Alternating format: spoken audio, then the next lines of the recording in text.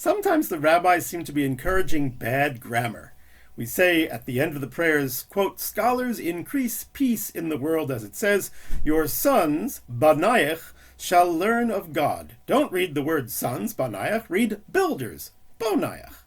They play fast and loose with the actual words. And here's another one. Whoever studies halachas every day will gain the world to come. As it says, his are the walkings, halichot, of the world. Don't read walkings, but rather halachot, which means Jewish laws. Again, that's not what it says, but maybe it is. This may help us to unravel the mystery of the missing paragraphs of the Hallel.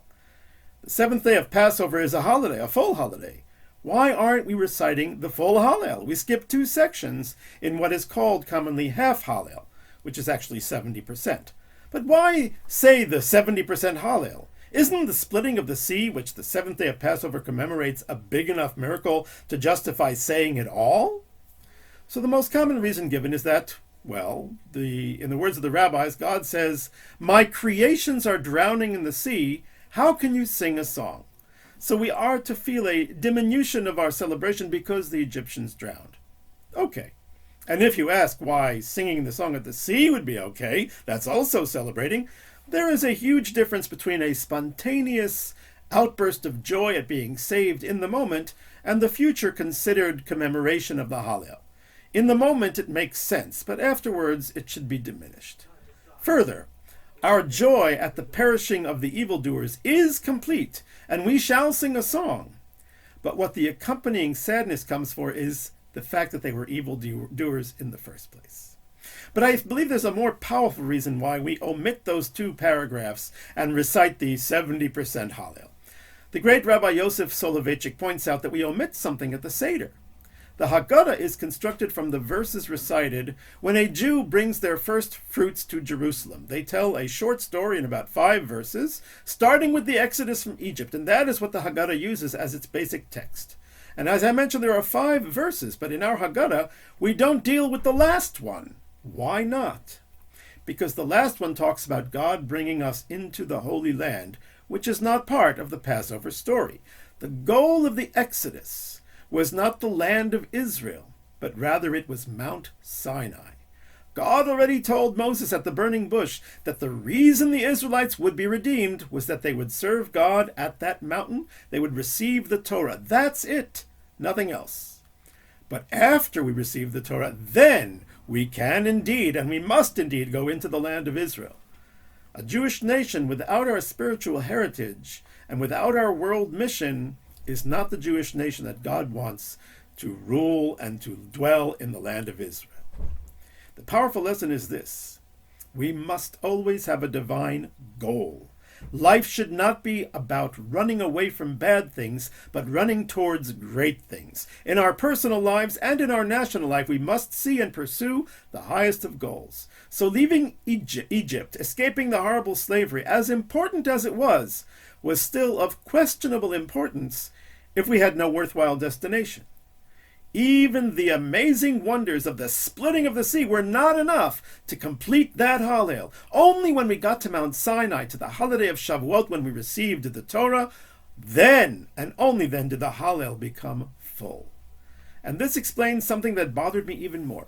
Because 40 days after the revelation at Sinai, the people did a nasty thing. They made a golden calf.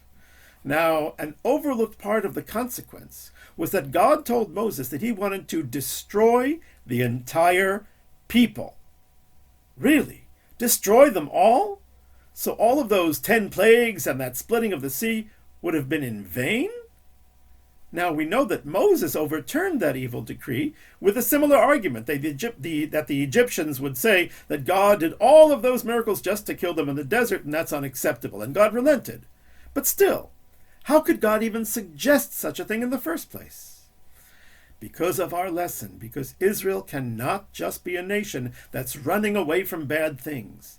The golden calf was exactly that. It was an act of fear, an attempt to escape insecurity in Moses' disappearance. This was not the action of a nation with a compelling vision and dream, who knows that it will come true, Moses or no. In fact, the Torah allows future generations of Egyptians to join the Jewish people. They can convert.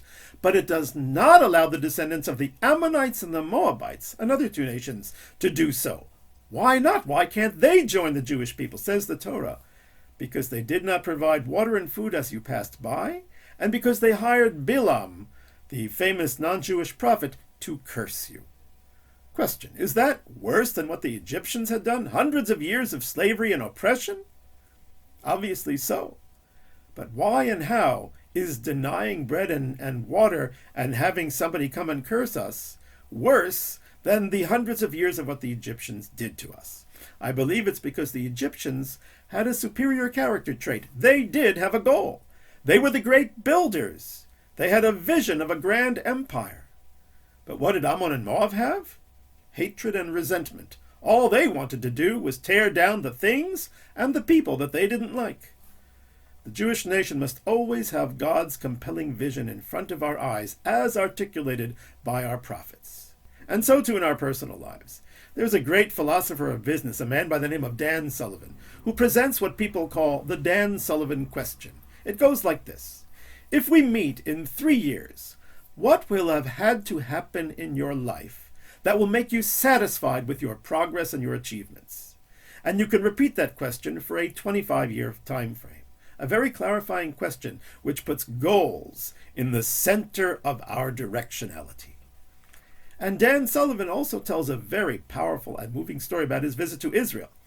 His tour group had been to Yad Vashem, where they had been guided by a Holocaust survivor. At the end, they sat down with the survivor, and he told them his tragic story of how the Nazis had killed his family and all of the evil he had suffered during those awful years.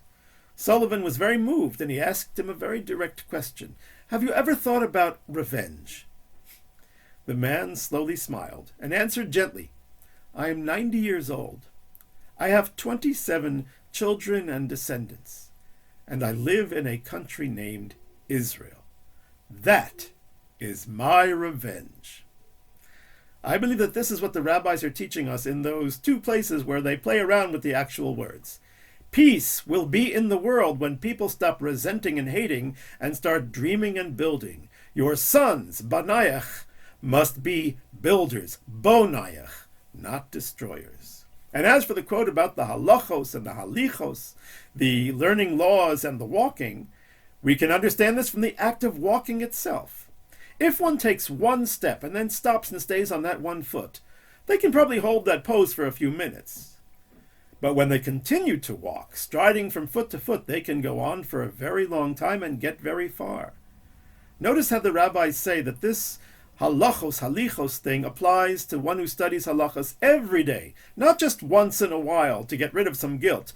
Every day, that means they are striding constantly towards a goal. And on the national level, when our leaders are focused on the vision of the nation of Israel and not on how to survive the latest political crisis, we will be in a good place. And when the leadership of Israel is such that the honor of the Torah, kavod HaTorah, the observance of the commandments, and an abundant quantity of ahavat Yisrael, of love of Am Yisrael, are their guiding lights, we know that great things are right around the corner. We just need to keep on walking and keep on holding the vision.